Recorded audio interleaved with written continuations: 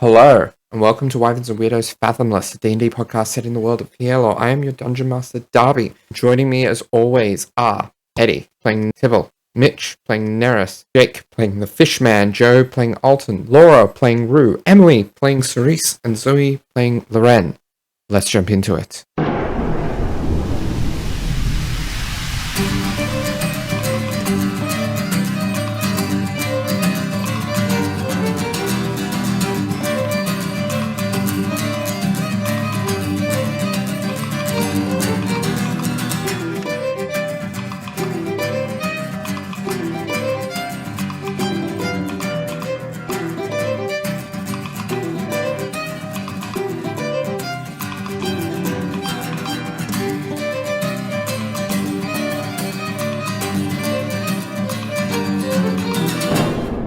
So, where we last left off, the crew of the Polaris spent the next day trying to work out the next steps for rescuing Janus.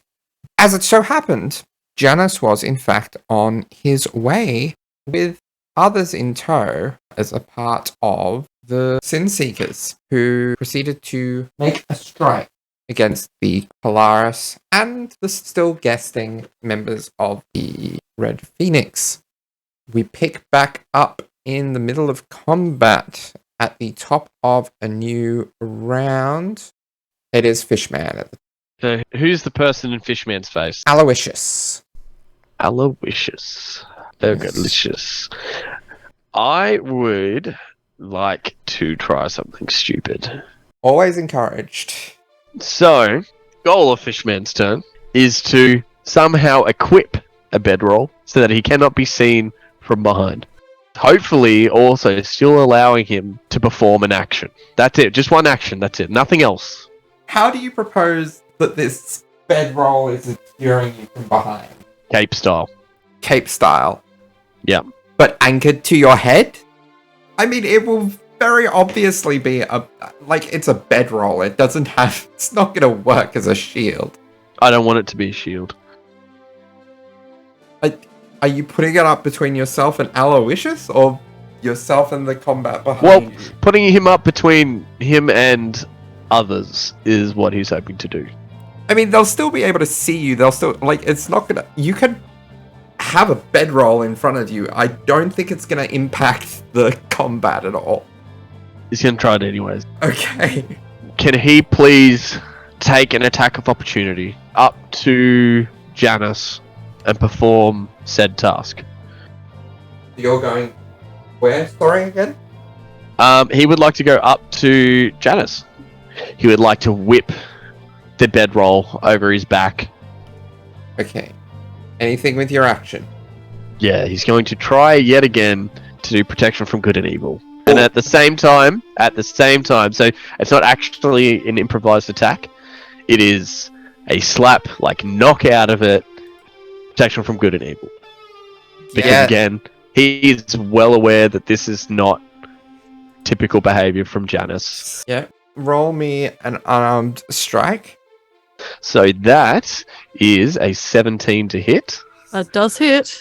Okay, so the spell goes off. What are the effects of protection from good and evil? He's hoping this would, at the very least, aid or hopefully cure anything he's afflicted by. But essentially, they are protected against certain creatures, aberrations, celestials, elementals, fae, fiends, and undead. These creatures have disadvantage against the target. The target also can't be charmed, frightened, or possessed by them. If the target is already charmed, frightened, or possessed by such a creature, the target has advantage on any new saving throw against the relevant effect. And hopefully a wake-up slap will wake them up. And as he does it, he goes up to Janus and says, "Fuck it." It slaps him across the face. "Wake up, Janus. This is not you." Janus, you are slapped across the face, and you have the spell protection from good and evil cast upon you. Janus gets slapped, just recoils from that slightly as he's still looming over 𝗖𝗔𝗦𝗧, and then just turns. Fishman. Janus? Not much of a welcome, is it? As protection from good and evil shimmers over him, and he just grins shark-truthfully at Fishman. Next in initiative is 𝗖𝗔𝗦𝗧. It is indeed. Yeah, she's gonna fling a good old Eldritch Blast at Big Red Toad Dude. The first one is 20. 20 will hit. The second is 28. So that's a total of 9 points of damage. Noted. Next is Aloysius, who is currently slowed. He is going to turn around, and he might be slow, but he has a prone target right there by him. And he is going to make an attack against Ham at advantage, because Ham is still prone. How could you? That is a total of 25. So, that is a total of 20 points of piercing damage to Ham. How is Ham faring? Ham is looking more than half hurt. I, Eddie, the player, would like to just add a gentle reminder in pod on the record that Darby, I know where you live. Okay, next is Silenon. Silenon is going to do something very similar. Can I get Neris, Fishman, and Tibble to each make me a wisdom saving throw? Do they need to be able to see me? I'm hidden behind a bedroll. From the bird's eye view that Silenon has, they can see. It's over my head. Okay, that actually. Okay, I'll take it. No, I'll take that as a point. He can cast it on the bedroll if he wants. Instead of Fishman, I'll get Alton to make the save. Tibble rolled a 13. Neris got a 17. That's an 8. So Neris, you saved. Tibble and Alton, you are affected by a wave of sloth. On a failed saving throw, your speed is halved. You can't use reactions, and you can only make one melee or ranged attack on your turn. Tibble, who is holding Janus's sword still, he kind of slumps over as this spell hits him. He's shifted Janus's sword so that it's kind of stabbed into the deck of the boat, and he's leaning on it, almost exhausted. Alton kind of staggers sideways against the side of the entryway that he's in. And at the end of his turn, he's going to roll his save against the slow. So 21. The Silenon is no longer slowed. And it is Rue's turn. So Rue, having been knocked over in the previous turn by this chained behemoth, Rue is very alarmed and manages to scrabble back to stand with all the grace of this elongated baby deer. Light behind his eyes dimming and brightening rapidly. And then they sort of say partially to themselves, referring to Tibble's previous order not to harm Janus. Oh, so that's Janus then. I had expected someone taller. And with long spidery movement, Rue extends their right arm, and they're still very close to Rort and these other Sin Seekers. They extend their right arm, the one with the blade currently protruding from it, and an arcane energy rockets both quickly and also gracefully, as magic sometimes can be, line in between foe and under chain and across the deck until it manifests as a dim, bright light of faintly crackling magical energy, a small shield manifesting in front of Tibble. And that's Shield of Faith, which temporarily adds +2 AC to Tibble's AC while Rue is concentrating. So that's Shield of Faith. And then once they've cast this magic, they then turn that same hand into a fist. And with a long step forward, move to drive their blade towards the hulking figure bearing chains that had just tripped them up. Cool. Awesome. That will hit because it's a natural 19. So that's 9 points of damage. Awesome. So 1d6 radiant, that is 6 points of radiant damage. And then second attack, I will roll to hit. That's only a 15. 15 still hits. Cool, that's 12 points of slashing damage and 3 points of radiant damage. Leave, it's not safe here. Leave this ship. Speaking of that sound, Hams go. Oh yeah! So Ham, with his little stubby legs, like a little turtle, it tries to flip himself over, which I assume he can do with half movement, and then turns around and looks to see who injured him, looks up and sees this tall, handsome man, which is Aloysius, and his dinner, and so Ham is going to maul. So that's a dirty 20 to hit, so 11 points of piercing damage. So he just kind of snaps at him like a snapping turtle. Alright, Zardost's go. Zardost is also still slowed. You see some of the wounds on Zardos slowly start to patch themselves up. And he's going to make one claw attack against the downed Loren. So that's going to be with advantage. That is a total of 19. Good news is, it's not a lot of damage. Bad news is, I am going to need a Constitution saving throw from you. And you take 6 points of piercing damage. How's a smooth 7? Okay, that is noted. That is Zardost's turn, which means he gets to save. Gets a natural 20. And we move on to Janus's turn. Okay, so Janus had turned to regard Fishman. He then slightly tilts his head up for a second to regard as Cylodon casts all his magic, and then looks back to Tibble. And Janus's toothy grin that was previously directed at Fishman widens and elongates as his bones crack and reshape, and his skin shifts tone, and his wings arch up as he will increase in size and in bulk as he turns into his wereshark hybrid form. Long fins sprout out of his armor, which has been modified for this, and a long tail, and his fingers elongate, and he looms over Tibble. I'm afraid the fates are not shining down favorably on any of the crew today, Captain. And he is going to delay his turn, and I will give Darby the trigger for what he will do. Tibble, from where he's slumped over, leaning on this sword that is taller than himself, he kind of looks up a little pitiful at Janus and just whispers, Janus, please. Please what? You beg now? Janus. And he just grins down at him, completely unhuman. And Fishman would see Tibble's eyes begin to well up with tears as he starts to realize that something is very wrong. Next is Alton. Yes. So Alton would have been trying to observe everyone in the combat, keep an eye on who's doing well, who's doing poorly, before he gets hit by this slowing effect, this wave of debilitating fatigue. And he kind of just like stumbles for a moment, then kind of scoffs and is like, wow, great, feel like a teenager again. Then I guess he probably turns back to looking at Nerys, who's taken quite a hit of necrotic damage. And then, do I heal or do I fight? Yeah, and he'll just say, not a lot I can do in short notice. That's necrotic, but right, let's see if I can help. And he's going to pretty much just get him medieval electrolyte mix. Like, get him some liquids. Okay. Just like get things from his pack and be like, all right, take this. Briefly look at some of his more, some of his medicines that might like affect Nerys's psyche a little bit, like maybe not for mid-combat, and I'll get him healed a bit. 16 points of healing for Nerys.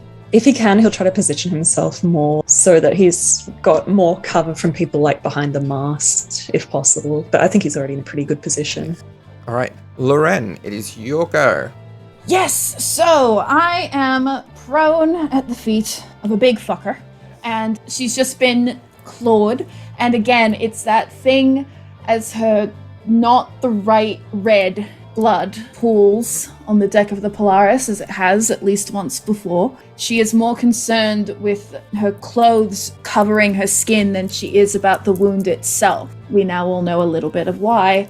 Storm Sorcerers can do a thing where, as a bonus action, as long as they are casting a spell above first level, they can fly 10 feet in the air without evoking an attack of opportunity. Darby, would I be able to use that to get up without using half my movement? I will double check this for future, but for this turn, because it seems to be ambiguous, I will allow it for now. Beautiful. So again, that thing superheroes do in like martial arts movies or like action movies where they like rock back and jump up onto their feet, but it's like the air around her moves magically and pushes her back up. And as she kind of hovers a little in the air for a moment, she looks at this big red toad and just gives him the double bird and then books it up the stairs towards the Janus gang, along the way making direct eye contact with Nerys, and she just grins. And she runs up. I would like to get behind Tibble.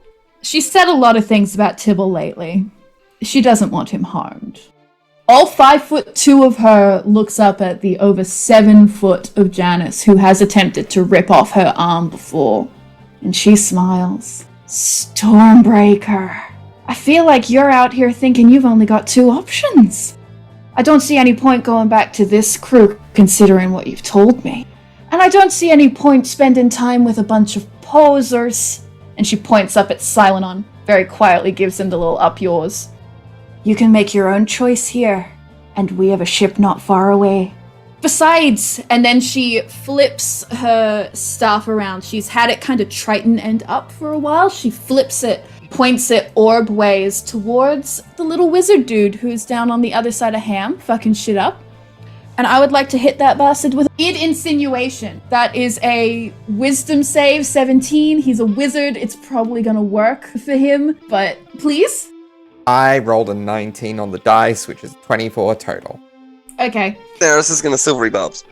Okay, so I have to re-roll, take the lower. That gets down to a 17, exactly.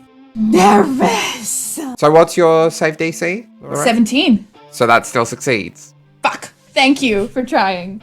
That advantage goes on to Neris from silvery barbs.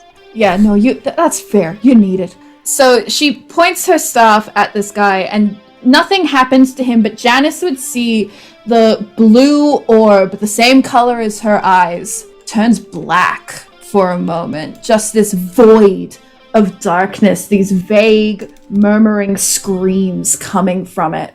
And as Janus maybe looks back at Loren, would see her eyes the same color. Pitch black, no white. And then that dissipates as the spell doesn't take. You'd fit in way better on our ship, bud. Just look at ya.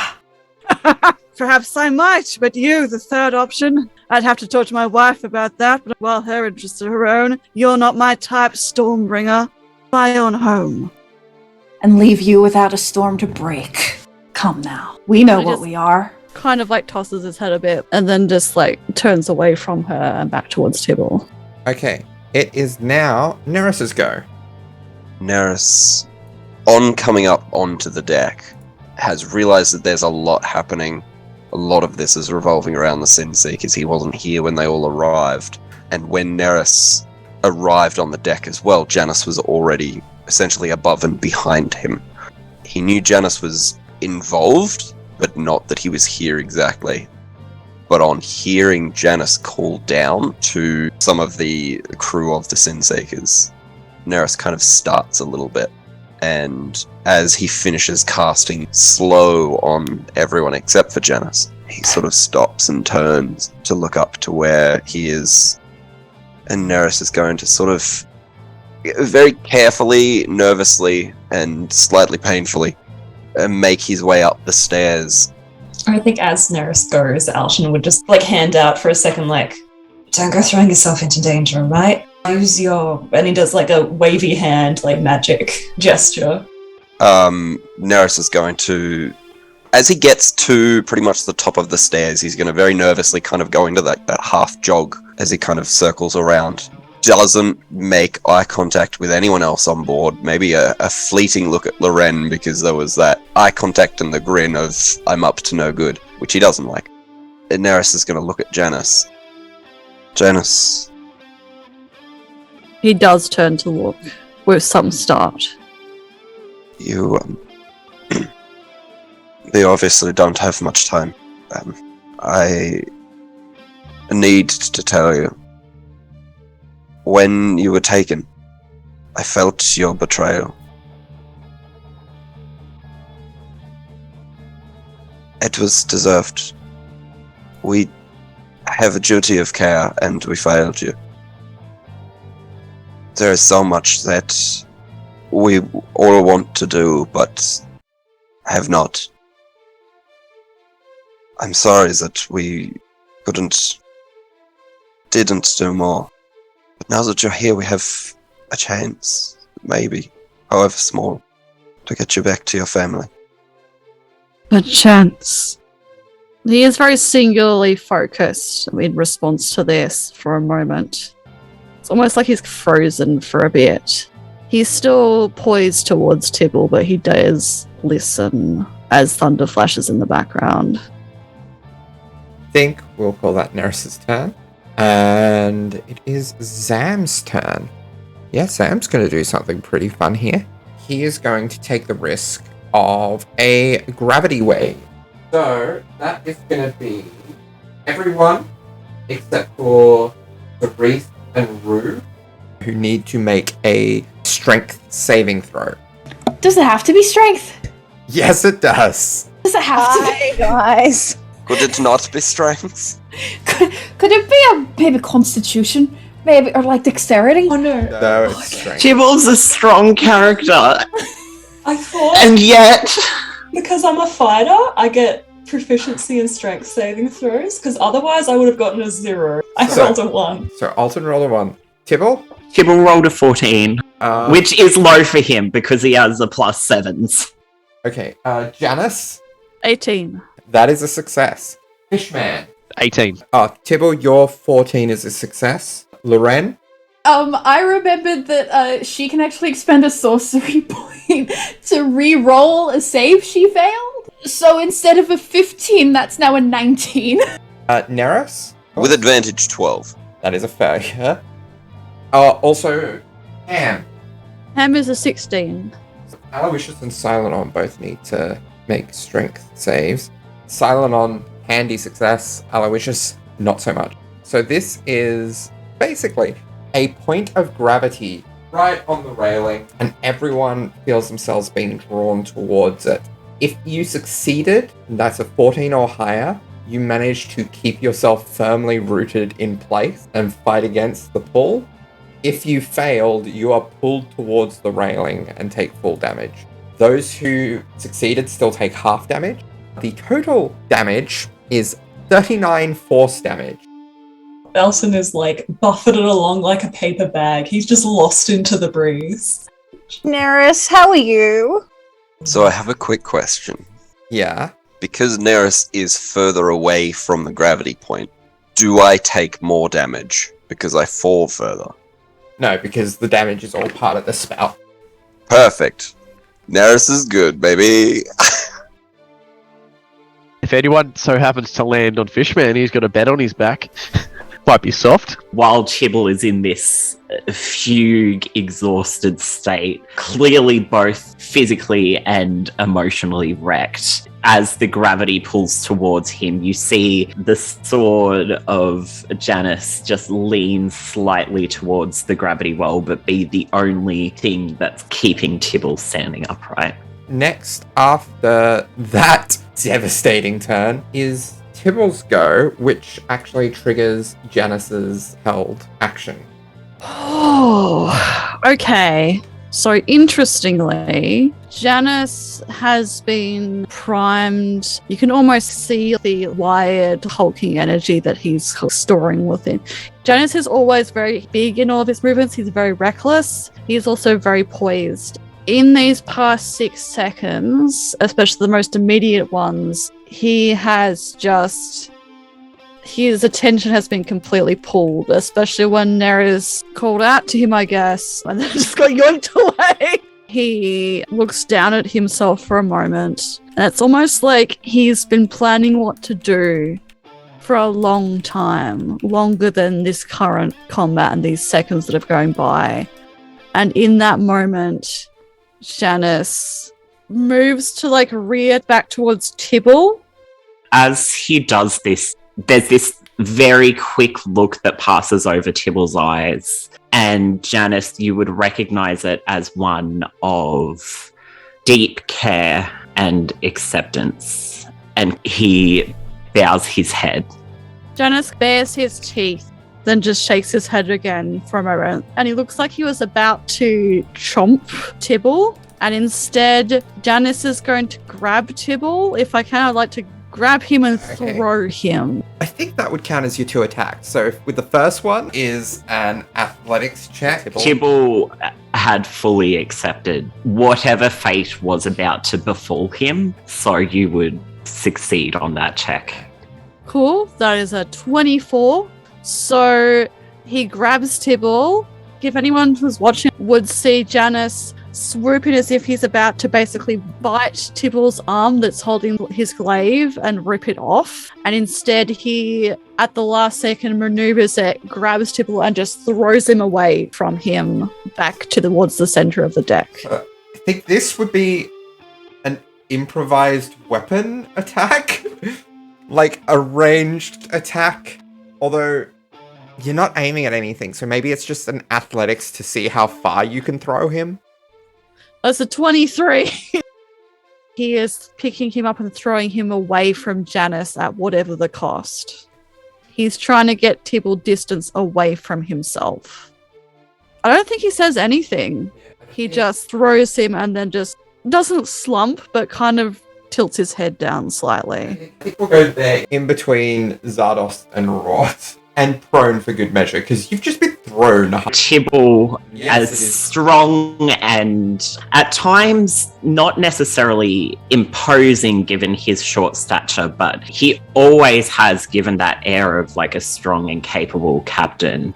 And you see him thrown like a rag doll across the ship, and he bounces and skids and slumps onto the deck in front of Rort. And Tibble, if any of you could see his expression, looks a little bit bewildered and surprised. Oh shit, it's Tibble's go, isn't it? I think Tibble, he seeks out Janus. Is Janus looking down to Tibble, or is Janus avoiding looking at Tibble?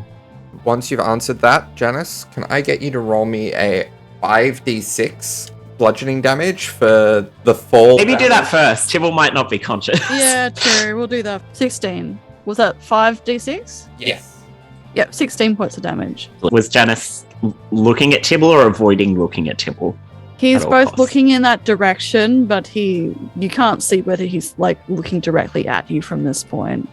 Okay. He looks up to where Janus was, and he can't quite, in both his haze and the distance, he can't quite make out whether Janus is looking at him.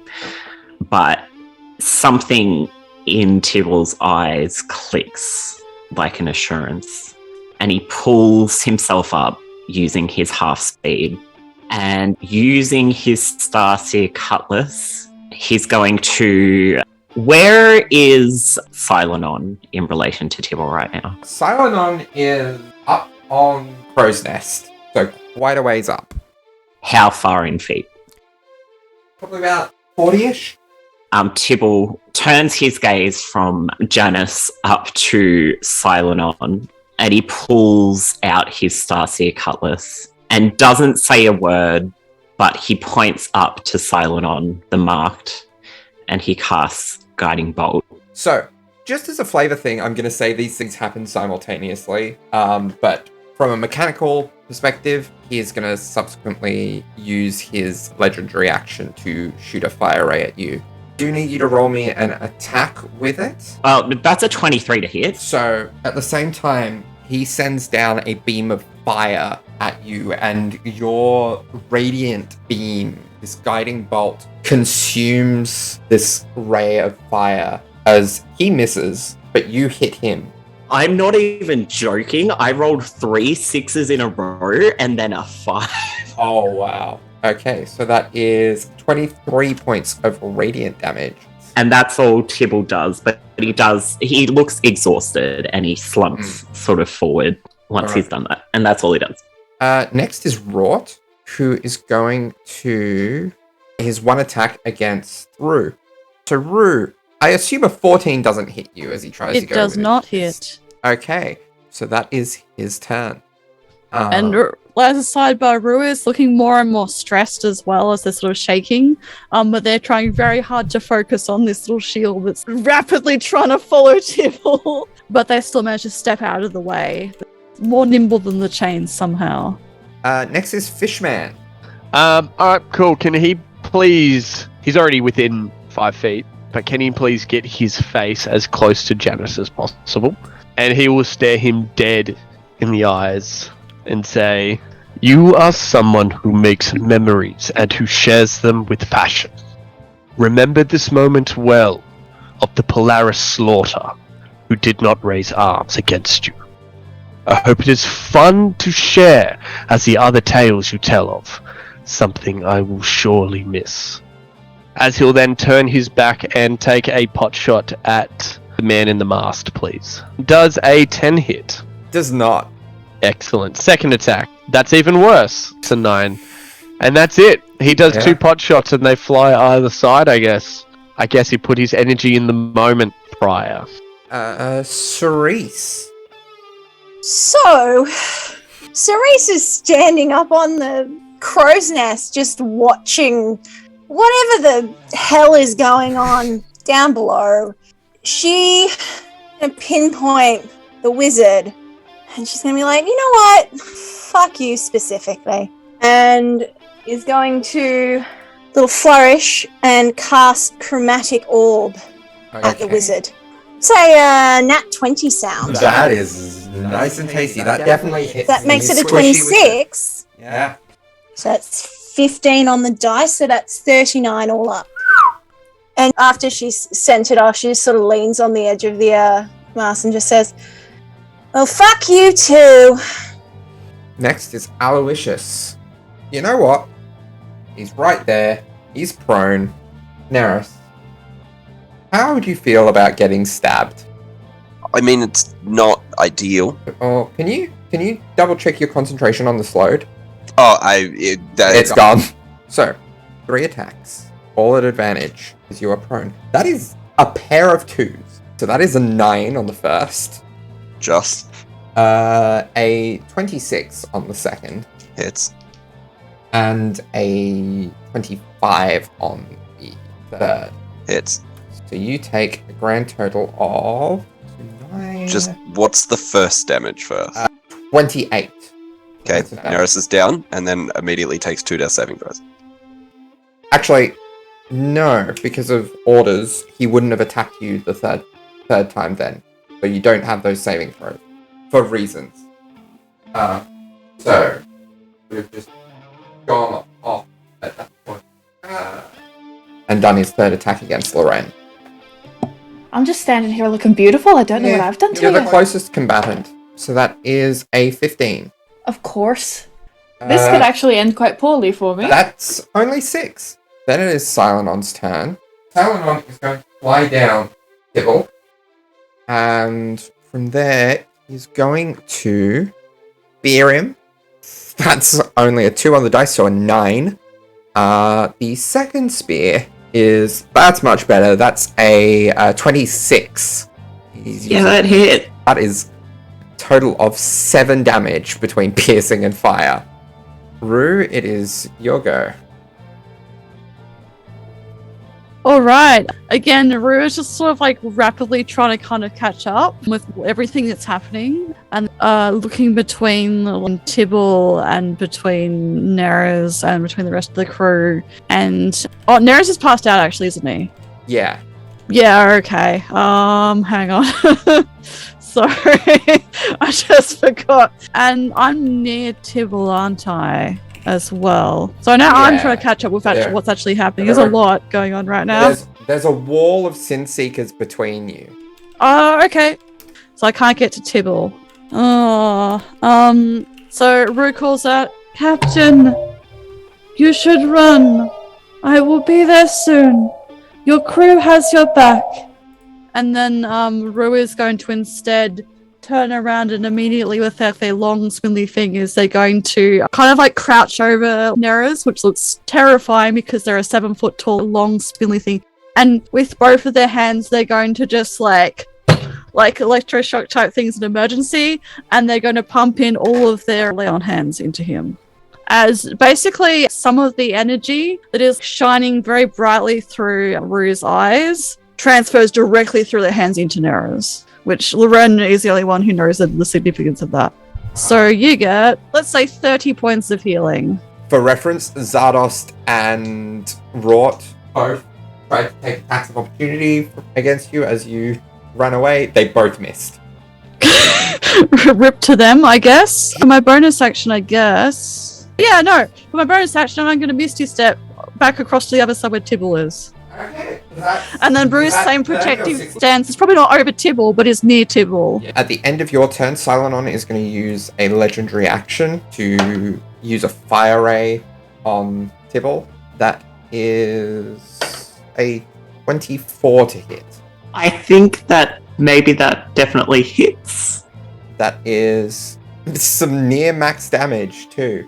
Not quite as incredible as your guiding bolt, but a 6, a 4, and a 4. So 14 points of fire damage. So Tibble, he looks up at Silenon, and as that first sort of attack that Silenon does, we're talking bullet time, we're in the 6 seconds, Silenon hits him, and Tibble looks back at him with a bloodied grin, and he says in a cheerful voice, "He'll always be part of the crew of the Polaris, no matter where you take him." And then as the fire, how he damaged him this time, Tibble's unconscious, is my point here. Tibble collapses down to the ground. He is downed. Alright. Next is Zardos is going to simply make 3 attacks against Rue. 1 bite, 2 claws. The bite is 18, and 2 claws. The lower is a 17, the higher is a 25. So that's 1 hit, 1 miss, I believe. Bite does 8 points of piercing damage. The claw does 8 as well. Alright, no probs. And I'll just slide in. Ham is going to try and nom Aloysius again. Did Ham take the damage from the gravity before? Oh my god, you're right. I think Ham saved, but that's still 19 points of damage. No! Ham's unconscious! Darby, how could you? Your captain's orders are to save Ham. I will hold it against each and every one of you if you try to save Tibble first. Okay. Ham rolls a death saving throw. Yes. I'll send you what the result of that one was, Darby. Well, next is Janus. The crew are in a weakened state for the most part. Like, Alton and Lorena are in a bad way. Neris is only in a good way because of the help of the weird robot. The robot, hard to tell. It's a robot. Fishman and Cerise seem fine. Silenon is fine. He's seen better days, but he's fine. What is his expression? Is he paying attention to Janus? Not really, no. Zam and Aloysius are shaky, but other than that, the rest of the Sin Seekers are in reasonable health. Okay. Well, it's not good news then. So, where is Janus's weapon? Is that with Tibble currently? I can't... It clattered to the deck when Tibble was lifted up and thrown. Okay.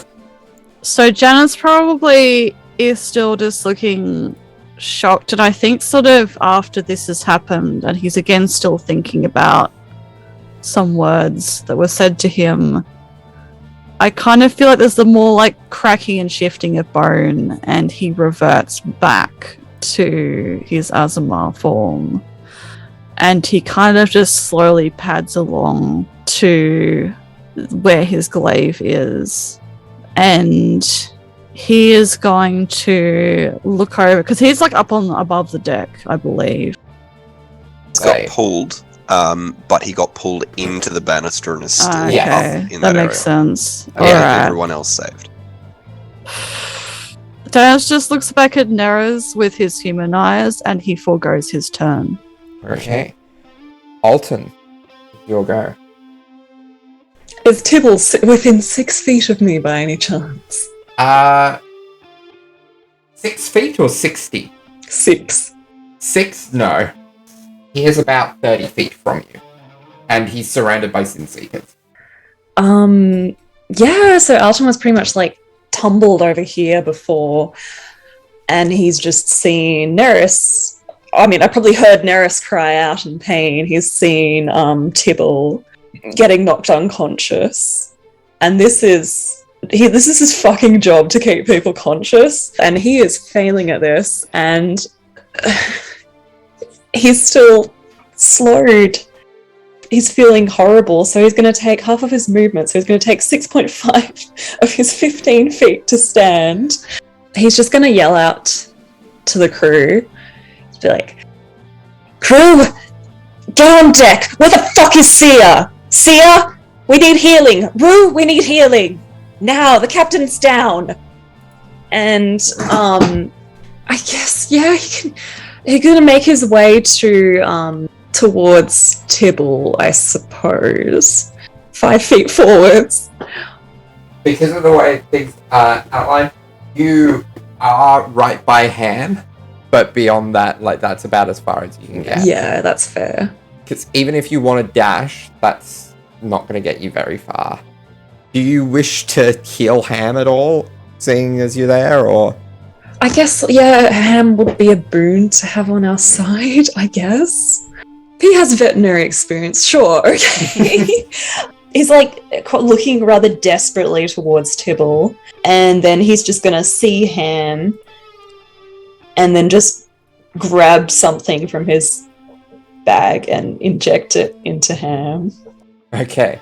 That's, I'll see what I roll to heal. Okay. What level is Ham, actually? I think he's a challenge rating 2 creature. Yeah, that affects how much healing I can give him. So that's 6 plus 2 plus 4. 12 points of healing. I rolled max. Okay. So Ham is back to consciousness. Alright. Next is Loren. Oh, fuck. Okay. I had so many plans. And so much has happened. And for everyone at home who can do maths, Loren's not doing too great. No, not at all. Darby? Hmm? Can I make a save of some kind against what may be about to happen? Let's call this I think wisdom is probably appropriate. We'll set the DC at a 15. Oh, a 14. 14. Because she nearly saved, and this is not her moment, narratively. She looks at Janus, and she's watching him experience all of this as this guy comes up to her, and just fucks her up. And as Aloysius brings this knife down across Loren, where would he have stabbed her? Probably would have gone for the side of the torso. Probably right side. As his knife cuts through her right side, the fabric just falls, revealing through the pools of blood her scaled skin. She looks down at this as she is so close to passing out. And she is trying so hard. And she looks at Aloysius, realizing Janus is not going to be persuaded the way she wants. And she looks at him and she says, at Aloysius, "So you brought the Stormbreaker." Do you want to know why they call me the Stormbringer? You bastard. As the magic flows within her, and mechanically, I am using 2 sorcery points to use Alter Self as a bonus action. Flavor-wise, her eyes turn black as her finned ears grow too large for her headband to contain, and it falls away. As the nails on her hands extend and become claws, as the back of her already ripped garments are shredded as spines pop from her back along the path of wings down her shoulder blades and arms. And she looks at this creature, at this man, and speaks with 100 screaming voices that are not terrible to hear. They are a harmony. And she says, "You should have feared me this whole time." And I would like to use my now natural weapons to try and rip out his throat. Okay. Roll to hit. Can I get advantage of being intimidating? Sure. Yay! 22. 22. Yeah, that handily hits. Okay. Her claws sink into Aloysius's neck. It's not a lot of damage, but it's tasty. She does 6 points of damage, which is max. Yeah, so she just digs into his neck. And I guess that's her turn. Okay. Neris, it's your turn. Just brought back from unconsciousness. So, Neris got thrown against this banister, and then a couple of knives got planted, one near him and the other sort of into Neris's stomach. And then Neris kind of closed his eyes for a moment, and it was silent. And then he came to, and aside from a momentary bit of fear of a giant metal spider hovering over the top of him that then vanished into mist, Neris has felt that silence before, but only in memories and thoughts of what could be, never what actually is. And now that he has experienced that he was driven before with his lust for knowing the future. This has now terrified him.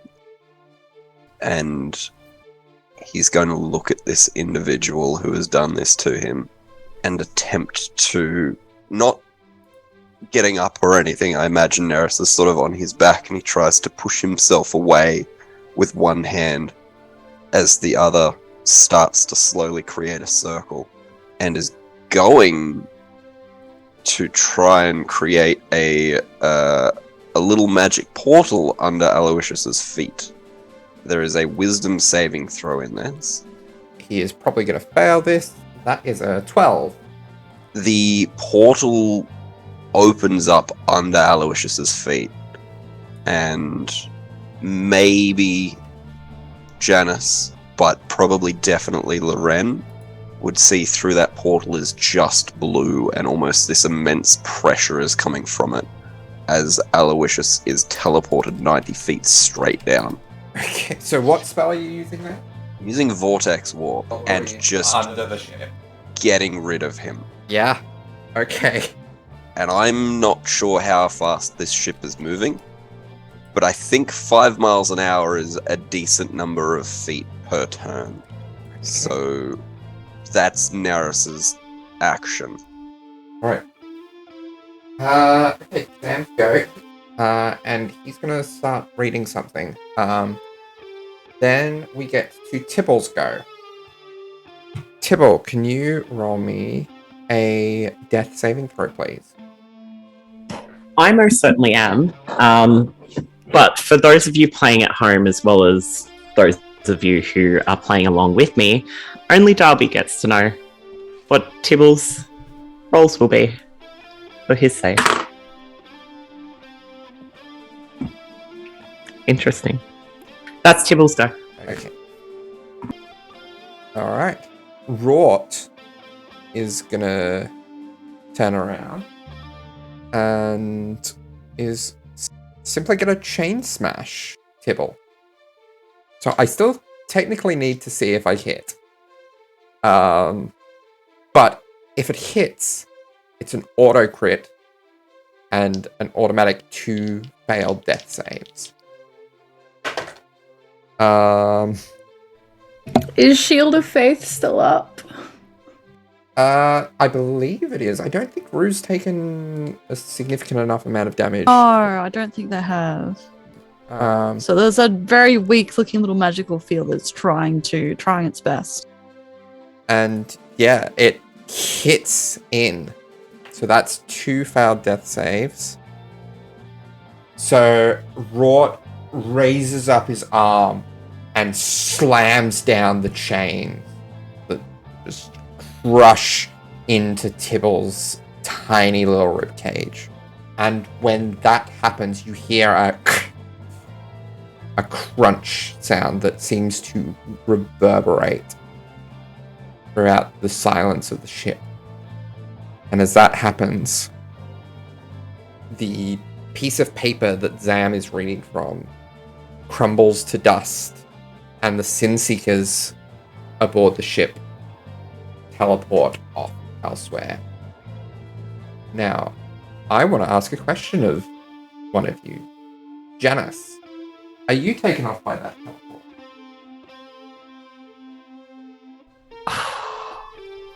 I have a choice. You have a choice. You can. It's willing targets. He is left behind.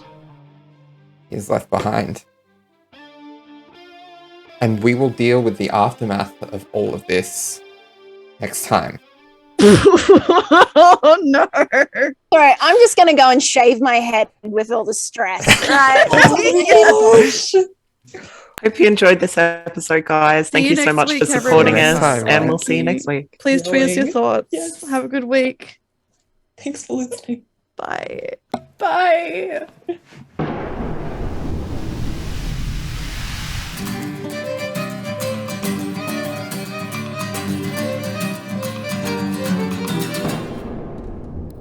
Ah! This is so stressful. I'm going to burst into tears.